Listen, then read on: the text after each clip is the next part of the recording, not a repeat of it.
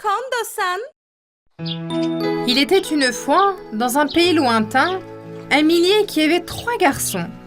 Avant de mourir, le millier partagea ses biens entre ses fils.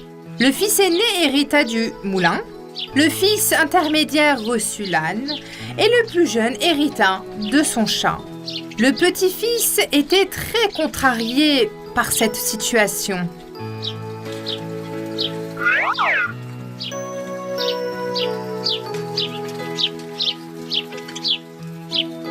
Un chat ne me sert à rien. Que puis-je faire avec lui? Ne te fâche pas. Un jour, tu comprendras pourquoi j'ai fait ça. C'est un chat très intelligent. Peu de temps après, le millier mourut et les 3 frères reçurent l'héritage de leur père. Le plus jeune fils n'a même pas regardé son chat. Le chat a été très contrarié de voir que son nouveau maître le traita avec désinvolture. En un rien de temps, tu réaliserais que tu as reçu le meilleur héritage. Je vais vous le prouver. Donnez-moi un sac vide, un chapeau et une paire de bottes. Le plus jeune frère a été très surpris quand il a entendu le chat parler. Comme il était incroyablement curieux, il a honoré l'étrange requête du chat. Le chat s'est tout de suite mis au travail. Ouh. Il mit le chapeau sur sa tête et porta les bottes. Il se mit devant le miroir et s'admira. Comme ce chapeau et ces bottes sont merveilleux. Ils vont bien avec ma longue fourrure jaune et mes magnifiques yeux verts. Je ressemble à un membre de la famille royale. Il se mit immédiatement au travail et se mit à la laitue fraîche et à des carottes dans son sac et se dirigea vers la forêt. Quand il arriva, il ouvrit le sac et se cacha derrière un arbre. Peu de temps après, le lapin affamé qui passait par là a reniflé la nourriture et est entré dans le sac. Le chat s'est immédiatement emparé du sac et l'a fermé en courant jusqu'au palais. Il avait des gardes à l'entrée du palais. Arrêtez-vous ici. Qui êtes-vous? Vous ne pouvez pas entrer ici. Je suis le serviteur du seigneur Carabas. Je dois voir le roi. J'ai apporté un cadeau pour le roi de la part de ma majesté.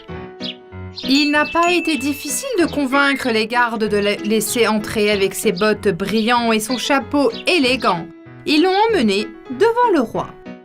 Le chat botté s'est incliné devant le roi. Il a ensuite sorti le lapin du sac. Votre majesté, je vous ai apporté un cadeau du seigneur Carabas. Avec mes respects. Oh, un lapin. Merci beaucoup. Vous pouvez faire savoir à votre maître que j'accepte son cadeau. Au fil de temps, le chat botté offrit au roi de nombreux cadeaux différents au nom du seigneur Carabas. Le roi fut intégré et demanda à rencontrer ce seigneur qui lui avait offert tant de cadeaux. Un jour, le roi, la reine et la fille princesse, accompagnés du chat botté, se mirent en route vers le château du seigneur. Profitant de cette occasion, le chat botté courut devant eux et alla trouver son maître pour lui demander quelques instructions. Notre roi va certainement passer par la rivière. Va à la rivière et fais semblant de te noyer. Crie à l'aide quand nous passerons. Je vais aussi cacher tes vêtements. Qu'est-ce que tu prépares? À qui bon-tu ça pour nous? N'aie pas peur. Fais simplement ce que je te dis. Le jeune garçon, confus, se rendit à la rivière comme le chat le lui avait demandé et attendit qu'il arrive.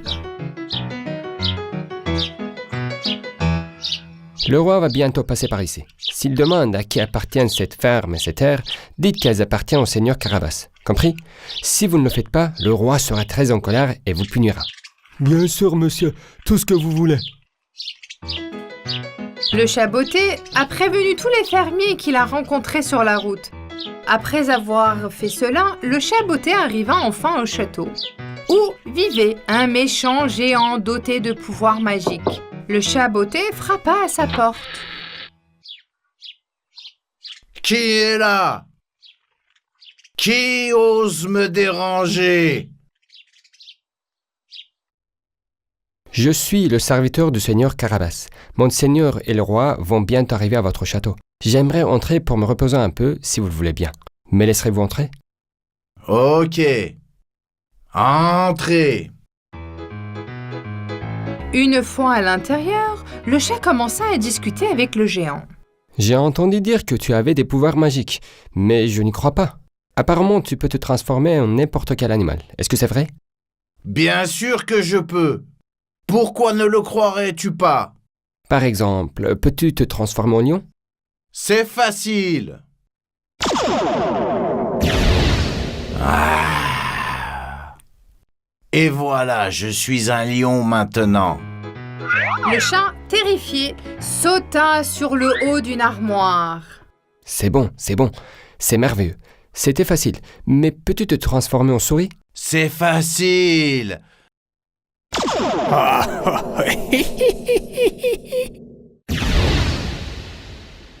Le géant se transforma en petit souris. Le chat botté l'attrapa immédiatement et le plaça dans une petite boîte. Il retourna dans la forêt pour libérer le souris et se dirigea vers le roi. Bienvenue au chat botté. Un timing parfait. Allons-y.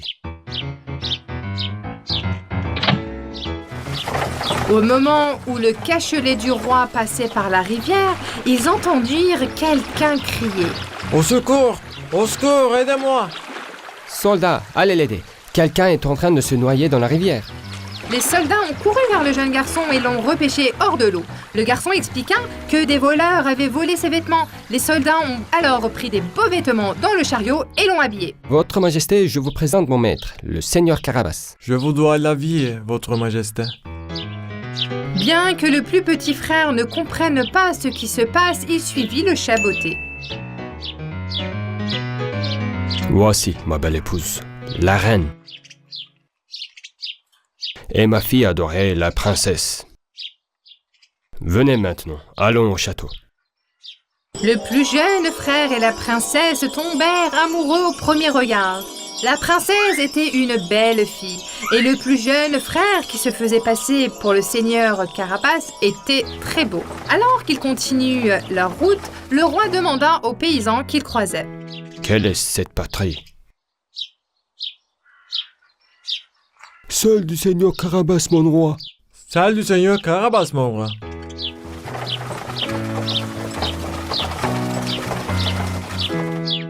Celle du Seigneur Carabas, mon roi. Celle du roi Carabas, mon roi. Le roi était très heureux de tout ce qu'il a vu. Jeune Seigneur, il semble que vous soyez très puissant et aimé par ici. Le plan du chat botté a parfaitement fonctionné. Lorsqu'ils arrivèrent au château, ils se régalèrent d'un merveilleux festin. Le soir venu, le plus jeune frère était devenu le seigneur Carabas et avait demandé au roi la main de sa fille. Je voudrais que ma fille ait un mari puissant, riche, intelligent et respectable comme vous.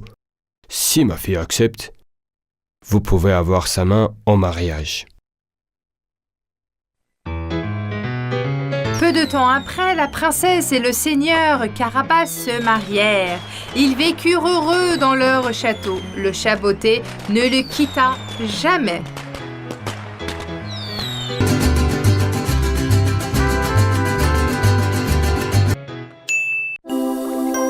Il était une fois, dans les profondeurs de la mer, il y avait un royaume sous-marin. Le roi veillait sur le royaume avec ses 6 belles filles et sa vieille mère. Toutes les créatures marines vivaient paisiblement et harmonieusement ensemble. Les 6 filles du royaume étaient toutes très belles. Mais la plus belle était la petite sirène. Elle avait des longs cheveux roux et des yeux bleu océan. Chaque soir, leur père les réunissait autour de son trône et ils discutaient en sirotant leur thé aux algues.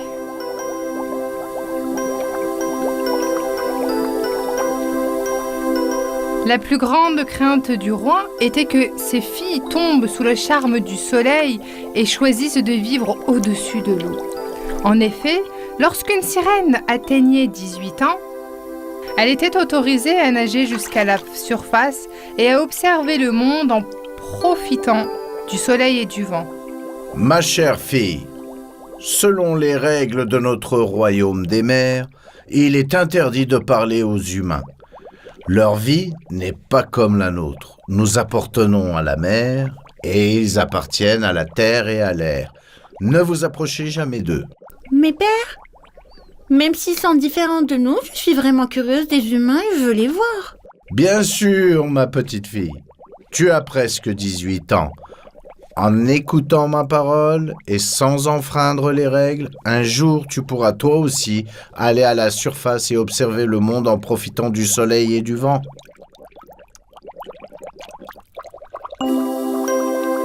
Les sœurs de la petite sirène lui racontaient toujours tout ce qu'elles voyaient lorsqu'elles revenaient de la surface. Tu sais quoi, petite sœur? Il y a une merveilleuse brise là-haut. Le soleil est vraiment chaud. Pendant que d'énormes bateaux passent, nous jouons avec des dauphins et nous prenons le soleil sur les rochers sans que personne ne nous voie.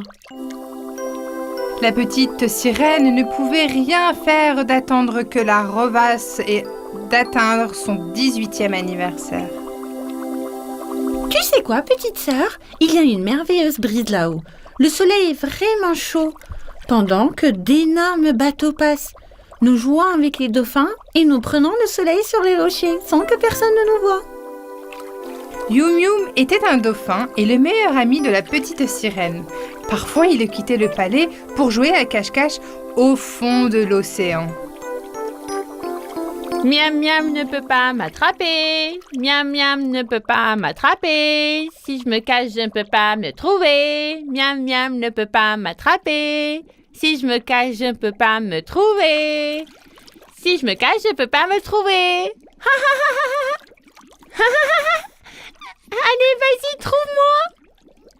Yo, Miam Miam. Tu peux pas me trouver. Viens ici. Viens. Stop. Ne nage pas trop vite. Je vais t'attraper. Viens ici. Stop. Je vais t'attraper. Tu dois nager plus vite, je ne comprends pas. Tu es une tortue ou un dauphin?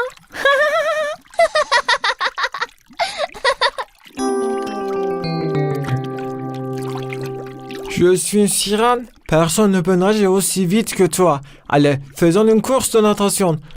Pourquoi est-ce que je me donne la peine quand je sais que je vais perdre? Je suis bête. Ne dis pas ça, Yum Yum.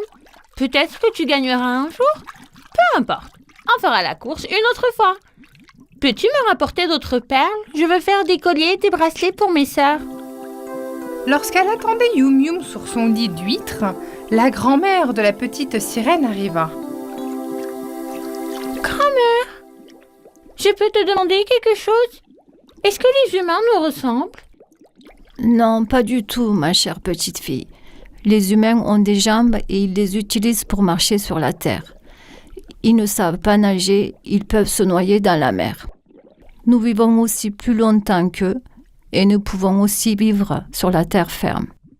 N'oublie pas, ma chère, quand le jour viendra et que tu remonteras surface, assure-toi que personne n'entende ta voix. Parce que l'une des caractéristiques les plus importantes de notre voix est qu'elle est magique.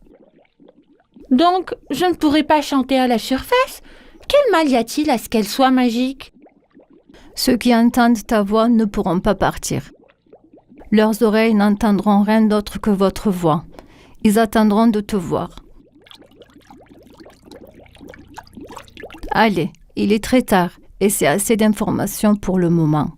Bonne nuit, ma chère. Enfin, le grand jour était arrivé. C'était le 18e anniversaire de la petite sirène. Joyeux anniversaire, ma petite fille. Joyeux anniversaire, petite sœur. Toute la famille l'a emmenée avec elle pour fêter son anniversaire. La petite sirène était si excitée. Elle allait remonter à la surface et voir le monde. Elle dit au revoir à son père et commence à nager avec Yum Yum vers la surface. Son père, inquiet, criait après elle. N'oublie pas tout ce que je t'ai dit. Yum Yum, occupe-toi de ma fille. Tu es sûr, papa? Je vais m'occuper de Yum Yum parce que je suis plus rapide que lui. Mon Dieu, elle ne m'a pas attendu encore une fois. Finalement, la petite sirène a atteint la surface de la mer. Elle était maintenant assise sur un rocher au milieu de la mer et regardait le monde et était émerveillée par ce qu'elle voyait. Mon Dieu, le ciel est si bleu, le vent est si merveilleux. Les larinets sont de si belles créatures. Tout est si nouveau pour moi. Ils sont encore plus beaux que mes rêves. Fais attention, ma princesse. Un havre est sur le point de passer. Il ne doit pas vous voir. C'est quoi ça? C'est tellement énorme. Les gens ne peuvent pas nager longtemps dans l'eau et ne peuvent pas respirer sous l'eau. Quand ils nagent lentement. Même les plus rapides d'entre eux ne peuvent pas suivre le rythme d'un navire. C'est pourquoi les gens utilisent les bateaux depuis l'Antiquité pour voyager et transporter des charges.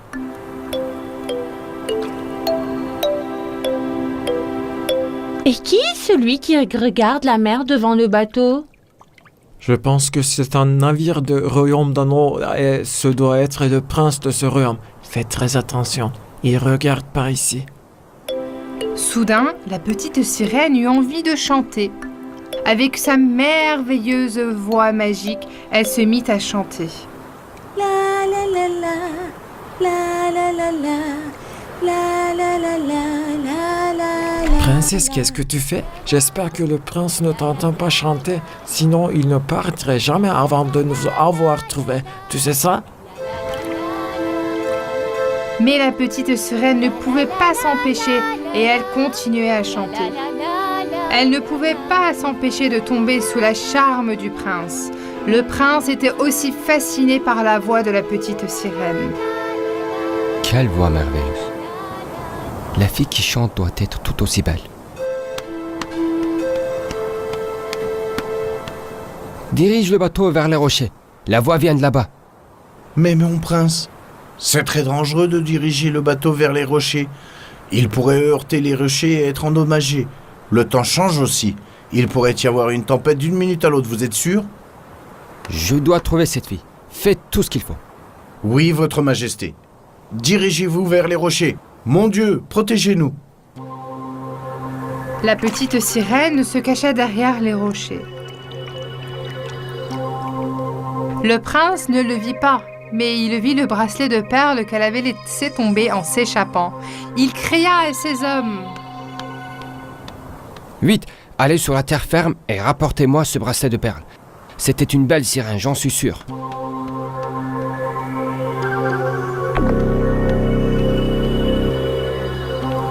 Lorsqu'il regardait le bracelet de perles dans ses mains, une terrible tempête se déclencha soudain. La mer devint noire, le tonnerre frappa, et les énormes vagues firent que le navire heurta les rochers et se brisa. Et le prince est tombé dans la mer.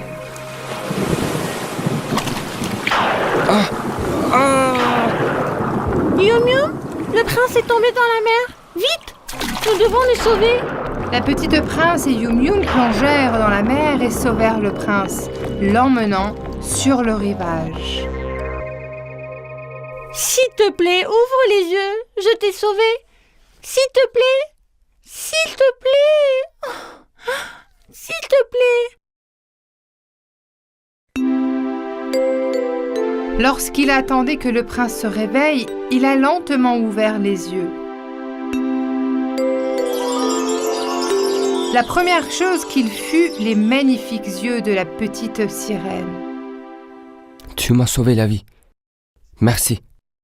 Puis, il vit le collier de perles autour de son cou et réalisa immédiatement qu'elle était la sirène sur le rocher dont il entendait la voix et qui la fascinait, et la propriétaire du bracelet de perles dans sa poche, avec joie. Quel merveilleux miracle! Je t'ai cherché partout. Et maintenant, je te dois la vie. À ce moment-là, des soldats qui couraient vers le rivage ont vu le prince et la petite sirène.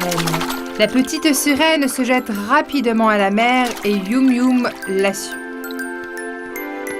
Les soldats l'emmenèrent immédiatement le prince au palais et racontèrent au roi tout ce qu'il s'était passé. Chaque jour, pendant des heures, le prince observa la mer depuis son balcon, se demandant si la petite sirène reviendrait.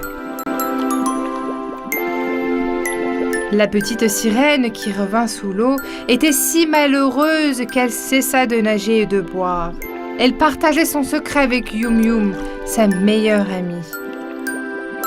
Yum Yum, va à la plage et apporte-moi des nouvelles du prince.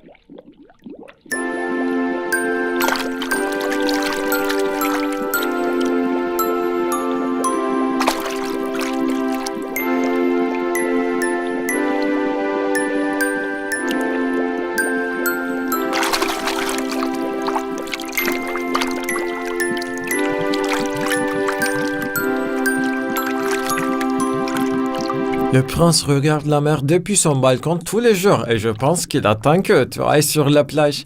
Nous devons faire quelque chose. Mais quoi?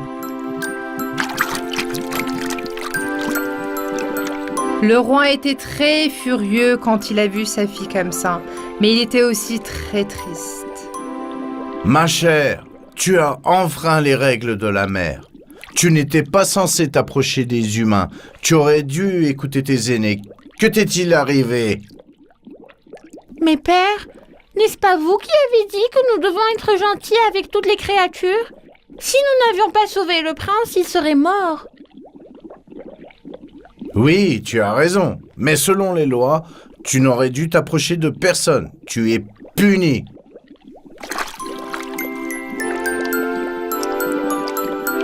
Le roi punit la petite sirène, lui interdisant de remonter à la surface. La petite sirène était très triste et n'arrêtait pas de penser au prince. Un jour, Yum Yum vint voir la petite sirène. Eh bien, je connais en fait une pieuvre et il connaît une sorcière qui peut faire des miracles. Si tu veux, nous pouvons aller lui parler de notre problème et peut-être qu'elle pourrait nous aider. Qu'est-ce que tu en dis, hein? Alors allons-y tout de suite. J'ai été punie pendant 1 mois et ça se termine aujourd'hui. Je peux retourner à la surface. Ils ont rapidement nagé ensemble et sont allés dans la grotte de la sorcière. C'était un endroit effrayant rempli de serpents, de scorpions et d'araignées qui pouvaient vivre sous l'eau. La sorcière n'était pas si défarante d'eux. Elle avait un visage hideux et une voix terrifiante. Elle les a rencontrés à l'entrée de la grotte. Je te connais, petite sirène. Dis-moi, que veux-tu de moi? Je dois avoir 2 jambes comme les humains. Je dois remonter à la surface. Je veux trouver le prince et marcher et danser avec lui sur la plage. Ce que tu me demandes est très facile. Je peux te donner 2 jambes et 2 pieds comme les humains. Mais tu dois me donner quelque chose en retour. Tu es d'accord? Je suis d'accord. Je te donnerai tout ce que tu veux. Tant que je peux marcher et danser avec le prince sur la plage. Enfin, l'opportunité que la sorcière attendait était arrivée sur le pas de sa porte. Elle n'avait jamais aimé sa voix et avait toujours voulu la changer. Puisque tu as accepté, tu dois me donner ta voix en retour. D'accord, s'il te plaît. Donne-moi 2 pieds tout de suite. Je dois partir tout de suite. Je vais te donner une poison, tu le boiras quand tu iras à la surface. Tes pieds vont pousser tout de suite, mais ce sera rompu dans 3 jours. Si le prince ne te demande pas en mariage dans les 3 jours, tu reviendras une sirène, mais tu n'auras plus jamais de voix. La petite prince et Yum Yum ont pris la potion et sont allés directement à la surface. La petite sirène a bu la potion et soudain elle a eu 2 jambes et 2 pieds. Et elle a commencé à entendre l'arrivée du prince. À ce moment-là, le prince est sorti sur le balcon. Dès qu'il vit la fille aux cheveux rouges, il courut vers la plage. Bonjour, je suis le prince de ce pays. Tu ressembles à la sirène que je cherchais, mais tu as des pieds. Tu ne peux pas être elle. Alors, qui es-tu? La pauvre sirène ouvrit la bouche pour expliquer ce qui s'était passé, mais elle avait effectivement perdu sa voix. Elle était si triste. Le prince, la voyant dans un état si désespéré, eut pitié d'elle et l'emmena au palais. Comme c'est étrange. Les mêmes yeux bleus, les mêmes cheveux roux et le même collier de perles. Mais tu n'es pas une sirène et tu ne peux pas parler. À qui appartient ce bracelet de perles?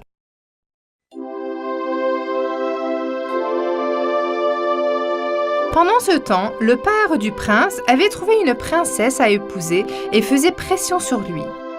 La pauvre sirène, effrayée et triste, attendait la demande en mariage du prince. Et s'il ne comprenait jamais que je suis la sirène qui cherchait? Et s'il ne me reconnaissait jamais, je redeviendrais une sirène? Une sirène qui ne peut ni parler ni chanter. Mes jeux avec Yum Yum seront aussi qu'un rêve.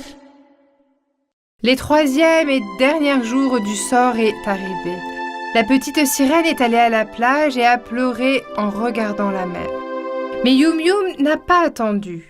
Il est déjà allé sous l'eau et a raconté au roi tout ce qui s'était passé. En colère, le roi et ses soldats baleines se rendirent directement dans la grotte de la sorcière.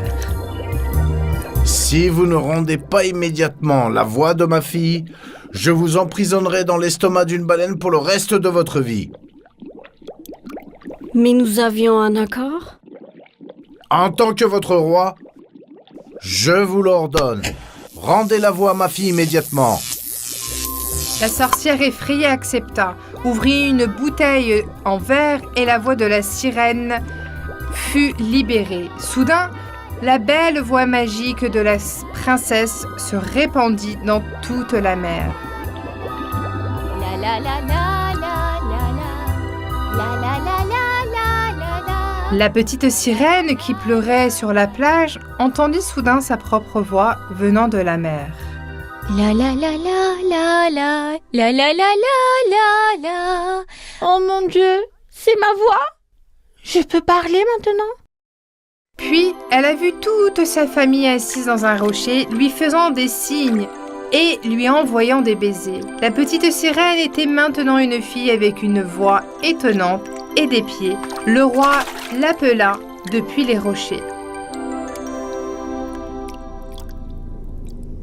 L'amour est parfois plus important que toutes les règles, ma chère. Cours vers le prince, présente-toi et sois heureuse à partir de maintenant. En tant que ta famille, nous viendrons souvent te voir ici.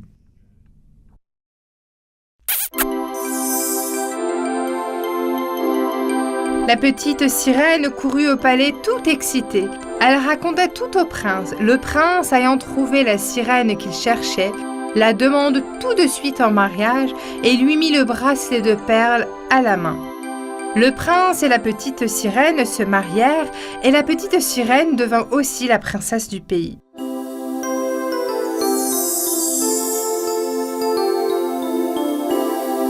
Chaque matin, à son réveil, la petite sirène appela sa famille dans la mer depuis le balcon du palais et leur disait merci pour tout et les saluait.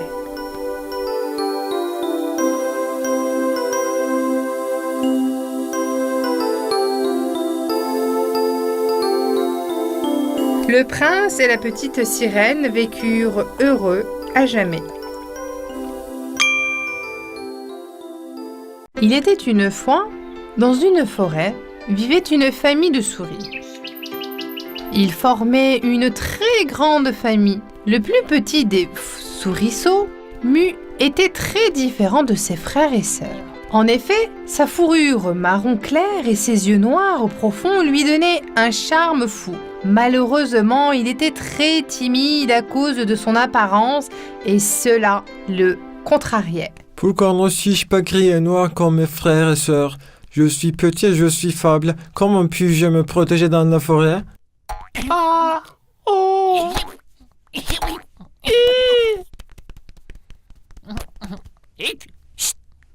Qui est là? Il commença à avoir peur de tout.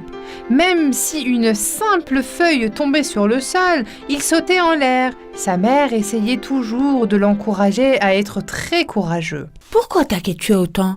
Chaque animal est créé différemment pour une raison. Peut-être qu'un jour tu comprendras. S'il te plaît, ne te fâche pas. Viens maintenant, embrasse ta mère. Mais Nutz n'arrivait pas à trouver le courage qu'il voulait ni à rester calme. Ses frères et ses sœurs se sont même moqués de lui. Effrayez Nuts, effrayez Nuts, effrayez Nuts. Un jour, il a eu une idée. Ça ne peut plus durer. Je dois trouver une solution à ce problème. Si j'ai effectivement si peur et si je ne peux pas me protéger, alors je vais alors voir le roi lion. Je suis sûr qu'il pourra me protéger et nous pourrons alors vivre tous nos jours ensemble. Il se trouve soudain à l'entrée de la tanière du roi lion.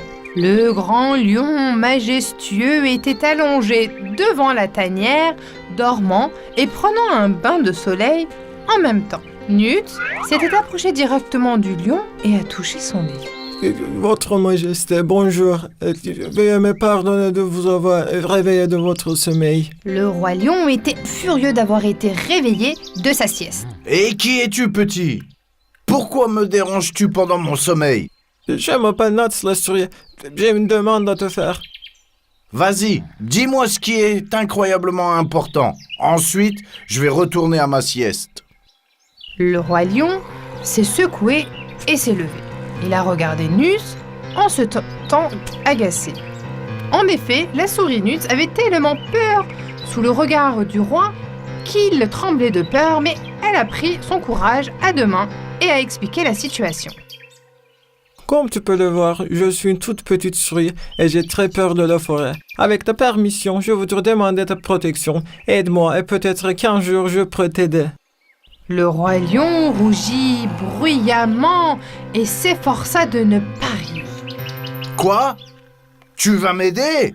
Si tu étais sous mes pieds, d'un seul coup de patte, je t'envolerais dans les airs. Va-t'en, avant que je ne sois encore plus en colère. Rentre chez toi. Se sentant complètement impuissante, Nuts, la souris, est rentrée chez elle et s'est assise tristement dans un coin. Est-ce que je vais un jour être utile? Je dois trouver une solution à ce problème tout de suite, mais lequel? Le lendemain, alors que le roi lion explorait la forêt, il se fit accidentellement rendre dans le piège d'un chasseur. Il le retrouva pendu dans un arbre. Il rougissait furieusement, la forêt entière ressonnait de son rougissement. Tous les animaux ont entendu ce bruit et se sont allés voir ce qui c'était. Mais comme ils avaient peur du roi lion, ils ne pouvaient pas l'aider. Le pauvre roi lion se débattait dans le filet. Heureusement que le chasseur n'était pas encore arrivé dans la forêt, car ils étaient trop tôt le matin. Quand Nuts, la souris, a entendu le grand rougissement, il s'était allé avec ses frères et sœurs voir ce qu'il s'était. Il était incroyablement bouleversé par ce qu'il voyait. Soudain, il a trouvé une solution. Bien qu'il soit petit, il était aussi très intelligent. Il courut vers l'arbre auquel était suspendu le lion. Hey, Nuts, où vas-tu? Ne t'approche pas de lui! Nuts, la souris, a grimpé sur l'arbre et a rongé le filet. Qu'est-ce qu'il fait? Il doit être fou. Allez mes frères et sœurs, venez m'aider. Si nous rangeons tous ensemble le filet, nous pourrons sauver le lion avant l'arrivée des chasseurs. Tous ses frères et sœurs ont sauté sur le filet et l'ont déchiré. Tous les autres animaux se sont cachés derrière les arbres, sauf Nuts, la souris, bien sûr. Le roi lion s'est approché de Nuts, la souris.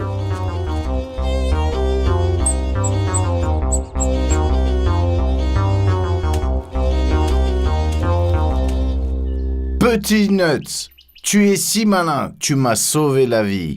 Nuts, la souris, s'est inclinée devant le roi. C'est un honneur d'avoir pu vous aider, votre majesté. Le roi lion, debout devant Nuts, la souris, se sent honteux. Nuts, j'avais tort. Je pensais que parce que tu étais très petit, tu ne pouvais m'être d'aucune aide. Je t'ai fait du mal. Pourtant, je n'aurais dû sous-estimer personne. Grâce à toi, j'ai pu devenir confiant et courageux, et j'ai réussi à atteindre mon but. Les chasseurs sont sur le point d'arriver. Viens, allons dans ma tanière, nous pourrons y parler. Comme tu veux, mon roi. Le roi lion et Nuts, la souris, se dirigèrent vers la tanière. En chemin, le roi lion commença à apprendre à Nuts, la souris, comment devenir plus courageux.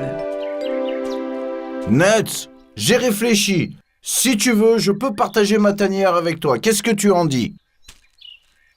Vraiment? Merci beaucoup. Vivre avec toi serait confortable et génial. De cette façon, je peux aussi être avec ma mère et mes frères et sœurs quand je le voudrais. Le roi lion avait appris à ne plus sous-estimer personne. Et Mus, la souris, avait appris qu'il n'était pas mauvais d'être différent des autres. Ils devinrent de très bons amis et vécurent heureux ensemble. Kondo-san,